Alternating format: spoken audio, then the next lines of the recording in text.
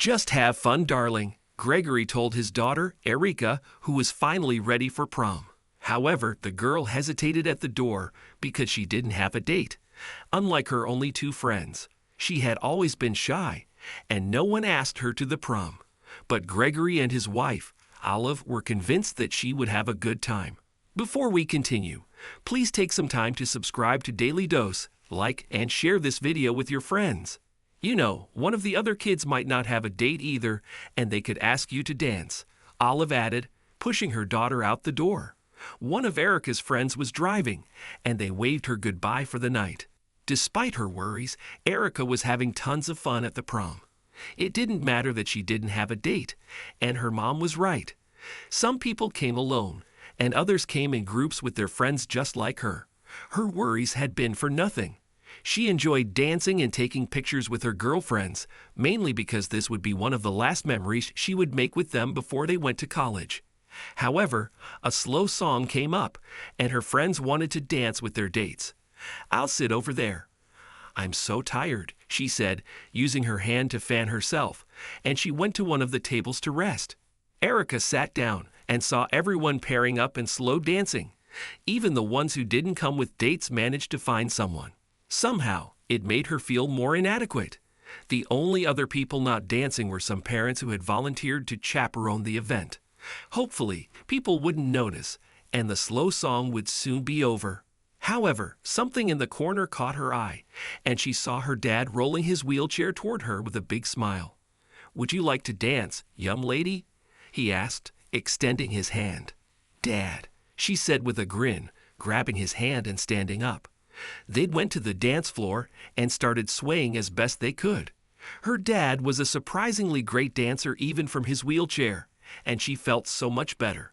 Unfortunately, her happiness was short-lived. The music was not enough to drown some of the catty laughter that reached her ears, and as she looked around, she saw some of her classmates laughing at them. Oh, what a loser. She has to dance with her dad. So sad. Is that really dancing? He's sitting down. The comments became too much that her smile had gone from her face. She grabbed her dad's attention. "Dad, let's get out of here," she begged. He frowned, looking at her distressed face, and finally, the older man noticed the other kids' laughs and looks. "No, Erica, keep dancing. Keep having fun," he told her, trying to get her to move. But his daughter was too embarrassed, and nothing was worse than seeing your kids suffer. "Oh, go sit down. I have to do something first," Gregory stated and wheeled away from the dance floor. Erica returned to the table and opened one of the water bottles to calm herself. She wanted to get this night over with and forget all about it. High school was awful. The people were horrible, and she couldn't wait for college. Suddenly, the music stopped completely, and people turned toward the tiny stage where the DJ had set up his station. Erica stood up and noticed her dad up there, calling everyone's attention. "Hello, kids. I hope you're having a fun prom night," he started, and all the kids cheered.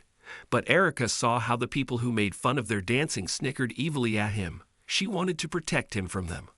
But her father was about to defend her. "Years ago, when I was about your age, my classmates, and I rented a bus for prom night right here in Ohio. It was supposed to be the best time of our lives. It wasn't. We got into an accident, and there was a fire. I was injured trying to get everyone out of the bus. I succeeded that day, but I also paid the price," Gregory explained, pointing at his legs. The whole room was silent now. No mocking, no snickers, nothing. Erica focused solely on her dad, who had never discussed his accident in such detail with her. "You would be surprised to know that some of the people I saved are here today. Samantha and Catherine, standing at the corner over there, for example," he pointed, and people looked towards those moms. "I believe that your kids are Austin and Richard, who I just saw laughing at me and my daughter dancing." Everyone looked at the kids he mentioned, and they at least seemed ashamed of themselves. But they were not the only ones, of course. Anyway, I just wanted to say that I think I saved enough people and worked hard in my life to be able to dance with my daughter on her prom night and not be mocked for it.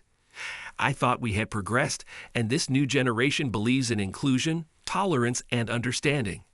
But I'm sorry to see that my old high school friends raised children who would mock a disabled man and his kid just for dancing. I hope you learn from this. Meanwhile, my daughter and I will continue to have fun tonight.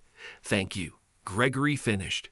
He gave the microphone back, and some kids helped him off the platform. Erica smiled, tears running down her face. She never knew that her dad had been a hero, and she planned to ask him for more details about it later. Gregory came to her, extended his hand again, and she couldn't say no. The music resumed, and they danced all night. Her friends and their dates joined them during the fast songs. At some point, Erica saw the moms her dad had mentioned scolding their children, and she grinned at that. Serves them right, she thought pettily, and continued having fun. Some of the kids who had been scolded came over to apologize a few minutes later, and one boy asked Erica for a dance, but she rejected him and kept enjoying the night with her dad. When the party ended, Gregory took her for some late-night ice cream, where Erica asked him questions about the accident, marveling at how brave her dad had been at her age. That's when she decided to become a first responder in the future. She wanted to save lives too.